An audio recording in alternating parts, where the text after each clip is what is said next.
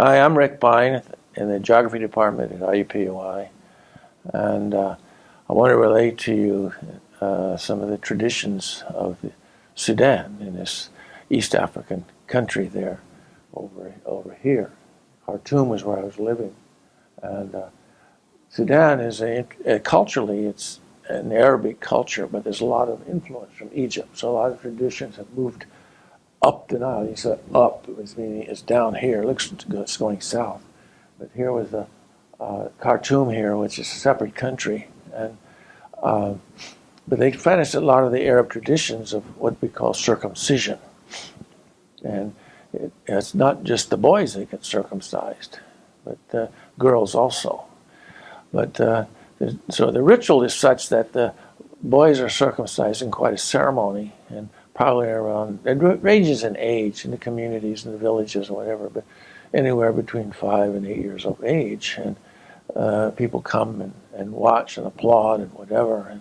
And the little old grandmother comes out and does the deed with a sharp knife. And these boys have to stand on sort of out front of everybody. And she comes along and does her thing there and cuts it off. And if he cries, he gets shamed by his colleagues, and they don't let him forget that for several years. So it gets kind of so he has to really be prepared for this and not to cry, and so because it's going to be pretty painful, and so this is how it's done. And the little grandmother will have a necklace, and she'll demonstrate how many grandsons she has by all these little circles hanging on the necklace or around her neck here. And she can say which, sometimes she has a name of the kid for each one. And I think she keeps them in some order of age or whatever. But this is one of those traditions in that situation there in Sudan. I don't know if they practice that in Egypt or not, but they do circumcision there. And now, the circumcision for women is a very different situation, very, very, very strange to us. And this is usually done to girls when they reach puberty. And it's not done with a big show or everybody's watching or anything. It's sort of done in private. And the grandmother again comes out, or maybe the mother, or an aunt or somebody, will essentially cut off the labia and the clitoris of the girl. And this is done, the reason this is done is to keep her as a virgin, so to speak, keep her from having sexual experiences before marriage. Another thing they did with this is they sewed up the part of the vaginal opening, a process called infibulation.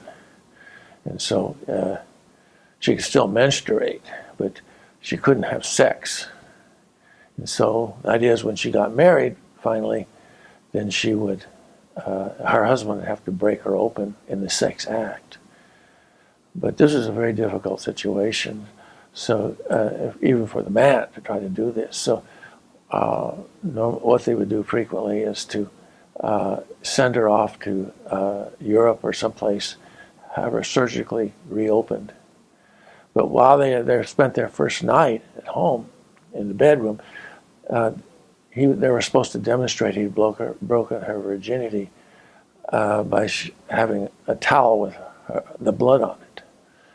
But instead of having sex like that, they would kill a chicken and put the blood there, and then they would come out and show it to everybody, and they had done their duty. But this has gotten to be I don't know how much they do. There's been a lot of promotion to stop doing this. A lot of people thinking it's terrible to do, but this is still done, and this is a lot of this Arab culture here in Sudan of this female circumcision. I had a student that it's something I didn't experience. I didn't get to see any of this, but my colleagues there told me a lot, and my students told me a lot about it. And I remember one of my students, I'd known him for a while. He says, "You coming? I'm getting married tomorrow." I said, "What do you mean? This is kind of sudden." He says, "Yeah, well, how long you known about this?" He says, Oh, since I was 6 years old. I said, really? Yeah. Well, I used to play with my wife-to-be, and we were having fun and everything. And our dads decided we should get married. So back then, that decision was made for me and her. And they said then after we reached puberty, we never saw each other again. And all this time, and I said, have you seen her since then? No. So when are you going to see her? On her wedding day, tomorrow. And so it's quite a, I couldn't imagine that, but that was the, and I said, do you love her? And he says, hell, I don't know. I haven't seen her for so long. But anyway, that was their situation. They had to do the same thing with it, the towel and the killing the chicken and all that. But it worked out, but it was probably 6 months before they could have sex. And so that was a real trial there in that situation. So it continues on in a lot of these places. And again, I always heard these stories secondhand. It wasn't anything that I witnessed or whatever, but you could talk to medical doctors, and a lot of the people told me about it in those communities. So it's pretty prevalent across Africa and different places in here as well. So that's the story.